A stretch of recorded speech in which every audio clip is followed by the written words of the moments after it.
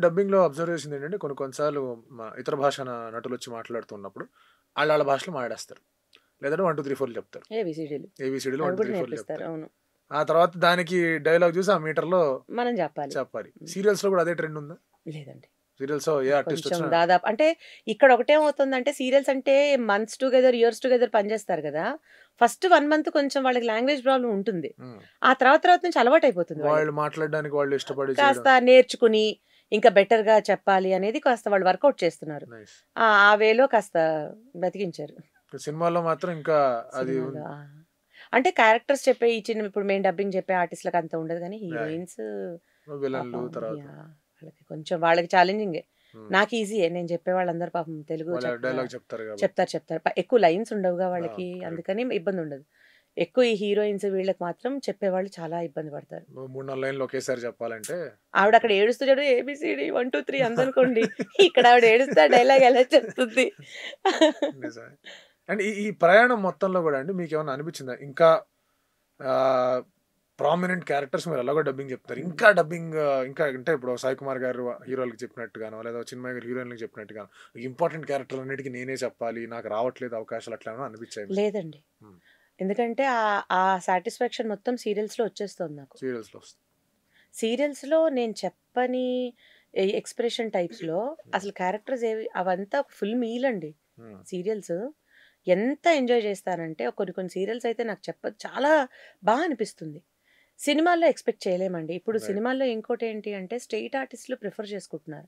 హ్మ్. మేమే చెప్పుకుంటాం కరెక్ట్. డబ్బింగ్స్. ఇప్పుడు అది తయారవుతోంది. అది కూడా ఎలా వస్తుందంటే న్యాచురల్‌గా ఉండాలి అని చెప్పి డైరెక్టర్స్ కూడా వాళ్ళవే వాయిస్‌లు ప్రిఫర్ ఇప్పుడు చేస్తున్నారు. నేచురల్ పక్కన పెట్టండి. ఇప్పుడు టెక్నాలజీ ఏఐ వచ్చేసరికి అదొక పెద్ద అసలు డబ్బింగ్ బండరాయండి ఇప్పుడు ఆర్టిస్ట్‌లందరికీ ఒక పెద్ద ఛాలెంజ్ పిడుగుపడ్డట్టు. అయిపోయింది. ఇప్పుడు హ్మ్. 'వేటైన్' సినిమాలో గానివ్వండి, ఇన్‌ఫాక్ట్ 'కల్కి' సినిమాలో గూడా అనుకుంటా. అమితాబ్ బచ్చన్. అమితాబ్ బచ్చన్ గారికి డబ్బింగ్ ఆర్టిస్ట్‌తో చెప్పిన తర్వాత అవును. ఆయన వాయిస్‌తో ఏఐ దాన్ని చేసేసారు లింక్ చేసి తెలుగులో. హ్మ్. చేశారు. అది నాకు మొన్న ఈ మధ్య తెలిసింది. ఒకాయన మా డబ్బింగ్ ఇన్‌చార్జ్ ఒకాయన చెప్పారు. ఏఐ ఒస్తుంది. నేనేదో ఎందుకో అడిగాను దేని గురించంటే, లాంగ్ టర్మ్ ఫైనాన్షియల్ ప్లానింగ్స్ ఏం పెట్టుకోకండి మేడం. ఏఐ ఒస్తోంది. అది ఇప్పుడు కాపోయినా ఆ ఆలోచనొచ్చింది అంటే బడ్జెట్ వైస్‌గా గానియండి, ఏదన్నా ఒక రోజు అది రూపు దాల్చొచ్చు. కరెక్ట్. కరెక్ట్. అప్పుడు పని తగ్గే అవకాశం ఉంటుంది. నేననుకున్నాను. ఓహో! మనం ఇంకా 'ఏక్ దిన్ కా సుల్తాన్' లాగా ఎక్కువ టైం మనకిక్కడ ఉండదు. సో, నెక్స్ట్ ఏంటనేది మనం ఆల్టర్‌నేట్ ఆలోచించుకోవాలి అని. హ్మ్. ఇది పెద్ద వార్నింగ్ మాకు. హ్మ్. అది వర్కౌట్ అవుతుందా? అవ్వదా? అనేది పక్కన పెడదామండి. కానీ ఇప్పుడు కాపోయినా ఇంకో 5 ఏళ్లకైనా వర్కౌట్ డెఫినెట్‌లీ అవుతుంది ఇప్పుడు గదా! ఎక్కడో అక్కడ సినిమా బడ్జెట్‌లు పెరుగుతున్న సినిమా, నేపథ్యంలో సీరియల్స్‌లో తెచ్చేస్తారు. ఆ! ఇప్పుడు అంతకుముందు ఒక ఎపిసోడ్‌కి ఒక ఎడిటరో లేకపోతే ఫైనల్ మిక్సింగ్ ఏదో చేస్తే 5,000, 6,000 చార్జ్ చేసేవాళ్ళండి. ఇప్పుడు 1200కి చేసేస్తున్నారు. హ్మ్. ఎందుకంటే జనాలు ఎక్కువైపోయారు. ఆబ్వియస్‌గా నేను అంతే బడ్జెట్ గదండీ. తగ్గించుకుంటా కదా! మీరు 500 తీసుకుంటున్నప్పుడు నేను 300కి పని చేస్తున్నా. అంతే గదండీ. నాకే ఎక్కువొస్తాయి. అంటే ఇప్పుడు అదే ఇస్తార్లో అందరూ పంచుకొని అంతే. తినాలంటేగా ఇప్పుడు ఆబ్వియస్‌లీ ఇప్పుడు ఏఐకి ఎక్కువవుతుంది బడ్జెట్ అంటారు. లేదు సార్ నేను తక్కువకి నేను చేసిస్తాను కదా! అని ఒకడొచ్చాడనుకోండి. వాడికన్నా ఇంకా తక్కువలో ఇంకా ఇంకెవరైనా వర్క్ చేసి తక్కువొస్తుంది. ఇవ్వచ్చు.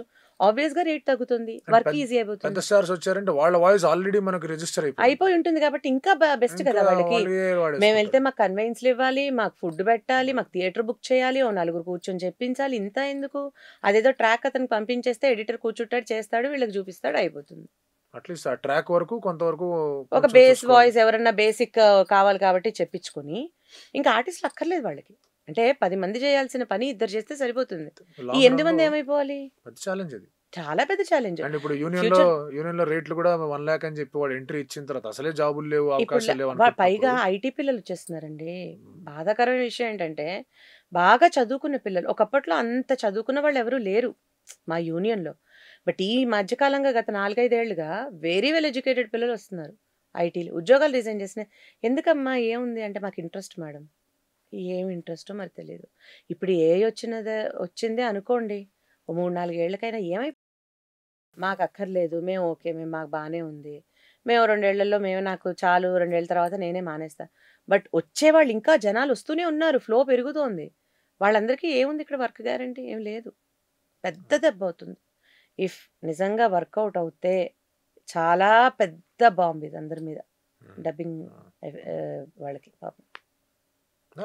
టెక్నాలజీ వచ్చినప్పుడే ఏదో ఒక రూపంలో ఒక ఛాలెంజ్ అనేది ఉంటుంది గానీ, ఇది ఇది ఇదొక మరీనండి. ఉపాధినే తీసే విధంగా ఇది ఇది ఇది డెఫినైట్‌లీ డిజాస్టర్ అయిపోతుంది. హ్మ్. వేరే ఆప్షన్ ఉండదు. ఎందుకంటే పాపం అదేదో సినిమాలో 'రవితేజ' గారు చెప్పినట్టు ఈ పని తప్ప మనకేది చేత కాదు. రైట్. బయటికెళ్ళి ఏం పని చేస్తాం? ఎక్కడికెళ్ళి నేను డబ్బింగ్ నా వాయిస్‌కి తగ్గట్టు నువ్వేమిస్తావు? ప్రతి చోట ఏఐయే వస్తున్నప్పుడు. నాకు అక్కర్లేదమ్మా ఏ ఉందంటాడు ఎవడైనా. నేను ఎక్కడికి వెళ్ళి ఏం పని చేసుకుంటాను? ఏదైనా స్కూల్లోకి వెళ్ళి పని చేసుకోవాలి, లేకపోతే వంట బాగా వస్తే వంట పనులు చేసుకోవాలి. అంతకుమించి ఫ్యూచర్ లేదండి. ఇది మాత్రం చాలా పెద్ద ఎఫెక్ట్ అవుతుంది. నాకు అది అనకూడదు కానీ నాకు చెప్పినప్పటి నుంచి వచ్చే పాపం దీని మీద ఇంట్రెస్ట్తో ఇంతమంది వస్తున్నారు, వాళ్ళ పరిస్థితి ఏంటి అని నాకు అనిపించింది. డెఫినెట్లీ అంటే మీరు ఉన్నారు కాబట్టి మీరు చూసారు ఎంత ఇప్పుడు సడన్గా మాకు జాబ్స్ వద్దు మేము దీని మీద ఫోకస్ చేద్దాం అనుకునే వాళ్ళందరికీ అది కూడా మాత్రం చెయ్యొద్దండి. అదొక అస్సలు చాలా తప్పు. ఉండదు, ఫ్యూచర్ ఉండదు దీంట్లో. ఉమ్, అంటే నేను ఫర్దర్గా ఆ లైన్ సింక్ అండ్ మిక్స్ అనేది సౌండ్ సింక్ సౌండ్ సింక్ చేస్తారు అది ఫర్దర్గా అది కూడా వస్తుందండి. ఆ, ఎందుకంటే చేస్తారు. దాదాపు హిందీలో కానీ హిందీలో అదే చేస్తారు భాష సౌండ్ సింక్ చేస్తారు. ఇప్పుడు కూడా ఇక్కడ అలా వచ్చింది అనుకోండి, ఇంకేం పని ఉంటుంది? అండ్ ఆన్లైన్ ఎడిటింగ్ చేసేస్తున్నారు. పోస్ట్ ప్రొడక్షన్ అనేది ఎక్కడ ఉంటుంది? ఏమీ ఉండదు. పెద్ద విఎఫ్ఎక్స్ అవి ఇన్వాల్వ్ అయితే గానీ నిజమైన పోస్ట్ ప్రొడక్షన్ ఉండదు. లేదా డిఏ మాత్రమే పోస్ట్ ప్రొడక్షన్ అంతే అంతే అంతే, ఇంకేం లేదు. ఆ వర్క్ ఇన్సెక్యూరిటీ అయితే ఆల్రెడీ స్టార్ట్ అయిందండి. అంటే ఇప్పుడు వచ్చే పిల్లలు కొంచెం అంటే దానివల్ల డెఫినెట్లీ వాళ్ళు చార్జ్ చేసే అమౌంట్లు కూడా తగ్గిపోతాయి కదా ఆబ్వియస్లీ అండి. ఇప్పుడు 10 మందికి ఇవ్వాల్సిన డబ్బులు ఇద్దరికి ఇస్తారు. అలా వాళ్ళ దగ్గర అందరూ ఒకటి ఆల్రెడీ ఫిక్స్ అయిన టూల్ ఒకటి ఉంటుంది. దాన్ని ఇక్కడ ఇన్స్టాల్ చేసి అది కొట్టేయటమే. అది అలా వెళ్ళిపోతుంది. ఇంకా ఆయన ఖర్చే ఉంది. అంటే 1000 రూపాయలు అయ్యే చోట 100తో పని అయిపోతుంటే ఎంత కాస్ట్ ఆఫ్ ఇది తగ్గుతుంది? అది వాళ్ళకి చాలా ప్లస్ కదా ప్రొడ్యూసర్ వైపు నుంచి. డెఫినెట్లీ అండ్ అది అది ఎటువైపు తీసుకెళ్తుందో అవును. ఎటువంటి పరిణామాలు వస్తాయో ఎవరికి కూడా ఊహించలేని ఒక ఇదిగా ఉంది బాగా అంటే పెద్దవాడేమో కానీ రోడ్డున పడిపోతారండి చాలా మంది పాపం. దీని మీదే డిపెండ్ అయ్యేవాళ్ళు. మీరు నమ్మరు, ఇప్పటికి కూడా ఒక సినిమా డబ్బింగ్కో వెబ్ సిరీస్ డబ్బింగ్కో వెళ్తే ఆ రోజు వాళ్ళు ఇచ్చే కన్వెన్స్ డబ్బులతో ఇంట్లోకి సరుకులు తీసుకెళ్లేవాళ్ళు నాకు తెలుసు. అంత డిపెండ్ అయిపోయిన వాళ్ళు చాలా మంది ఉన్నారు. అలాంటి వాళ్ళకి ఏం చేస్తాం మనం? వాళ్ళు ఏ రకంగా ఉపాధి చూపిస్తారు? ఏ రకంగా వాళ్ళని కాంపన్సేట్ చేస్తారు? అండ్ అందులో గ్రోత్ కూడా ఉండదు కదండి ఉండదు. ఇప్పుడు ఎవరికన్నా కూడా ఒక క్రౌడ్ ఆర్టిస్ట్ కి డబ్బింగ్ మీరు గ్రోత్ అంటారా? గ్రోత్ పక్కన పెట్టండి. ఎగ్జాంపుల్ నేను సీన్కి 500 తీసుకుంటున్నా అండి. లేదు మేడం బడ్జెట్ లేదు, 400కి చెప్తారా? ఎందుకంటే వాడికి ఇంకో నలుగురు రెడీగా ఉన్నారు. నేను కాకపోతే ఇంకొకళ్ళు. అప్పుడు నేను ఈ 400కి తగ్గించుకోనా, 500కే చెప్పి అవకాశం పోగొట్టుకోనా? సరే ఏదో ఒకటి కానివయ్యా, కానీ ఎవరికి చెప్పుకో నాకు 400 ఇస్తున్నట్టు. తప్పదు కదా ఇంకా అది ఉండేది ఎప్పుడు. నిజమండి. అంటే ఎవరన్నా మన సీనియారిటీ వస్తుంటేనో ఎక్స్పీరియన్స్ పెరుగుతుంటేనో అట్లీస్ట్ పెరగకపోయినా అలా ఆగిపోయినా పర్వాలా. కర్మ ఏమిటంటే తగ్గించుకోవాల్సి వస్తుంది. అదే ఇందాక అన్నట్టుగానే ఒకే ఇస్తారులో అందరూ కూడా తినాల్సి వస్తుంది అంటే అంతే. తప్ప మన ఎంగిళ్ళు share అవి అనేది- ఇవన్నీ పట్టు కూర్చుంటే కదా, పోన్లే అందరి దగ్గరగా మనము తగ్గుదాం. అంతే అలాగే తయారైపోతుంది అలాగే ఉంది ఇప్పుడు పరిస్థితి. పైగా ఇంట్లో స్టూడియో పెట్టుకుని ఇంట్లో వచ్చేసి నా నెట్ ఖర్చు లేదు, నా నా కరెంట్ ఖర్చు లేదు, నా ఇంజనీర్ జీతం ఖర్చు లేదు, ముగ్గురు చేయాల్సిన పని నేను ఒక్కదాన్ని చేస్తా. నేను స్టూడియోకి వస్తే నువ్వు 2 గంటలు స్టూడియో బుక్ చేస్తే హీనపక్షంగా 250 వేసుకుంటే 500, 150 కన్వీన్స్ 650, టీయో కనీసం ఏదన్నా అదో 50. అంటే నేను నీకు స్టూడియోకి వస్తే 700, 800 ఖర్చు. అదేం లేకుండా నీకు 500కి నేను సీన్కి డబ్బింగ్ చెప్తున్నానంటే అది కూడా నువ్వు బడ్జెట్ ఎక్కువ అని ఫీల్ అయితే నేను వాళ్ళకి ఏం ఎక్స్ప్లెయిన్ చేయను? అంటే నాకు అంత సమయం కూడా ఉండదు కదా సరే కానీలే అని చెప్పేసి ముందుకు ఇంకా నాకు వెళ్ళిపోతూ అంటే వాళ్ళకంత సమయం 1, 2, 3 వచ్చింది ఆ టిక్ పెట్టండి, రాలేదా నెక్స్ట్కి వెళ్ళండి. వాళ్ళు పెట్టుకున్నప్పుడు ఆ టిక్ నాకే రావాలని అనుకుంటాను కదా నేను. అంతే కదండి. అంటే ఇదంతా మన సర్వైవల్ కోసం తిప్పలన్నమాట. అనేది తెలియదు అంటే ఎటువైపు ఛాలెంజ్ అనేది ఏ విధంగా దారి తీస్తుంది ఎలా ఉంటుంది. ఒకప్పుడు ఆగేవాళ్ళండి. నాకు తెలిసి సునీత గారు గగన్ మహల్ ఏదో ఒక సినిమా వచ్చింది ఆర్యన్ రాజేష్ గారిది.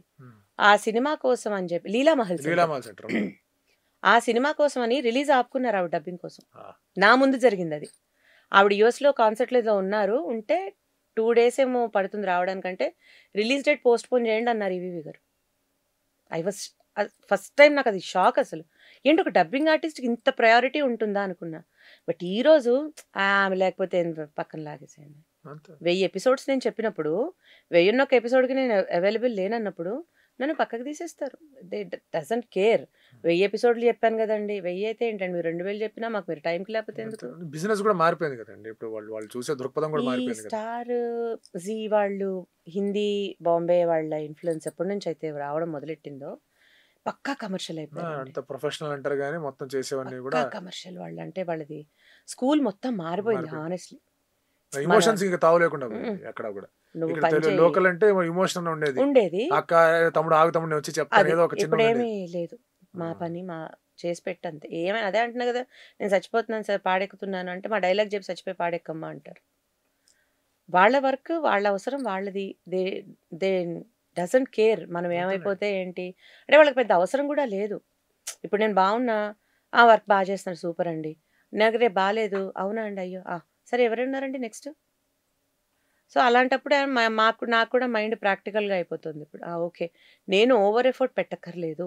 ఎంతవరకు ఉంటే అంతవరకే చేసుకుంటే సరిపోతుంది. హ్మ్. ఆ టైంకి నేను ఏదైతే ఒక డెడికేషన్ మనం స్టార్టింగ్ నుంచి ఏవైతే మాట్లాడుకున్నామో అవంత అక్కర్లేదనిపించింది. అంటే అది అవసరం కావాలి అనుకునేవాళ్ళు కూడా ఎవరు లేరు. ప్రాబబ్లీ. వచ్చావా, చెప్పావా, నీ టైంకి నువ్వు పని చేశావా, టైంకి అందుబాటులో ఉన్నావా, అందుబాటులో లేకపోతే మాకు వేరే వాళ్ళున్నారు. అంతే ఆప్షన్స్ హ్మ్. వాళ్ళకి. హ్మ్. ఫిల్లప్ చేస్తే అంతే చాలు అంతే. వాళ్ళకి. Quality, expression, feel, ప్రొనౌన్సేషను